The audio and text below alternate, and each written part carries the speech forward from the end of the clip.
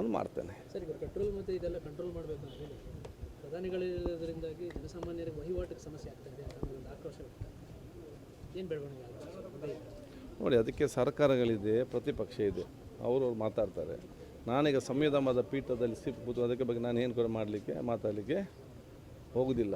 ಆದಷ್ಟು ಬೇಗ ಈ ಯುದ್ಧ ವಿಷಯದಲ್ಲಿ ನಿಲ್ಲಲಿ, ಎಲ್ಲ ಮತ್ತೆ ಮರುಸ್ಥಾಪನೆ ಆಗಲಿ ಅಂತ ನಾನು ಪ್ರಾರ್ಥಿಸಲಿಕ್ಕೆ ಗೋಲ್ಡ್ ಖರೀದಿ ಮಾಡೋದಿರ್ಬೋದು, ಪೆಟ್ರೋಲ್ ಎಲ್ಲ ಕೂಡ ಅತ್ಯವಶ್ಯಕವಾಗಿ ಇದರಲ್ಲಿ ಮಾತ್ರ ಬಳಸಿ, ವೆಹಿಕಲ್ಗಳನ್ನ ನೋಟ್ ಬಳಸಿ ಅಂತ ಒಂದು ಸಂದೇಶ ಕೊಟ್ಟಿದ್ದು ಮೋದಿ ಅವರು.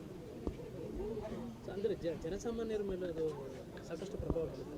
ಯಾವುದು ಈ ಥರದ್ದು ಕಂಟ್ರೋಲ್ ಮಾಡಬೇಕು. ಹೌದಲ್ಲ, ಕರೆಕ್ಟ್. ಈಗ ನನ್ನ ಪೊಲಿಟಿಕಲ್ ಚಾನಲ್ ಬಂದಾಗಿದೆ, ಈಗ ನನ್ನ ಸಂವಿಧಾನ ಚಾನಲ್ ಮಾತ್ರ ಓಪನ್ ಇದೆ. ಇದಕ್ಕೆ ಯಾವ ಚೇಂಜ್ ಆದಾಗ ಮತ್ತೆ ಪೊಲಿಟಿಕಲ್ ಮಾತಾಡುವ.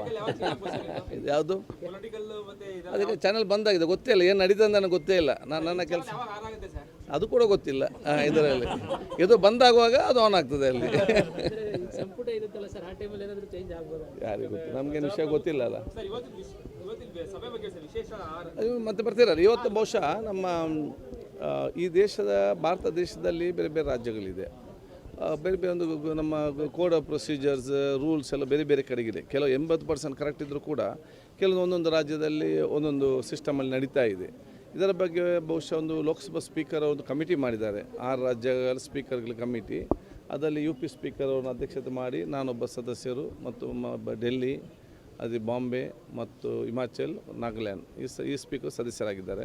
ನಮ್ಮ ಜವಾಬ್ದಾರಿ ಅಂತ ಹೇಳಿದರೆ ಒಂದು ಮೀಟಿಂಗ್ ನಡೆಸಿ ಬೆಸ್ಟ್ ಪ್ರಾಕ್ಟೀಸಸ್ ಯಾವ್ಯಾವ ರಾಜ್ಯದಲ್ಲಿ ಏನಿದೆ ಮತ್ತು ಬೇರೆ ಬೇರೆ ಇದನ್ನು ಒಂದು ಸದನವನ್ನು ಮತ್ತು ಲಿಸ್ಟ್ಲಿ ಚೆನ್ನಾಗಿ ನಡೆಸ್ಕೊಂಡು ಹೋಗಲಿಕ್ಕೆ ಏನೆಲ್ಲ ವಿಚಾರಗಳಿದೆ ಅದನ್ನು ಕ್ರೋಢೀಕರಿಸಿಕೊಂಡು, ಯಾಕೆ ಬಹುತೇಕ ಒಂದೇ ಸಿಸ್ಟಮ್ ಯಾವ ಉದ್ದಗಲಕ್ಕೆ ಒಂದೇ ಮಾಡಲಿ ಯಾಕೆ ಆಗೋದಿಲ್ಲ, ಅದನ್ನು ಏನು ಮಾಡಬಹುದು ಅಂತೇಳಿ ಆ ಒಂದು ವರದಿ ಕೊಡಲಿಕ್ಕೆ ನಮಗೆ ನೇಮಕ ಮಾಡಿದ್ದಾರೆ. ಅದರ ಮೊದಲ ಸಭೆಯನ್ನು ನಾವಿಲ್ಲಿ ಇವತ್ತು ಮೈಸೂರಲ್ಲಿ ನಾವು ಮಾಡಿದ್ದೇವೆ.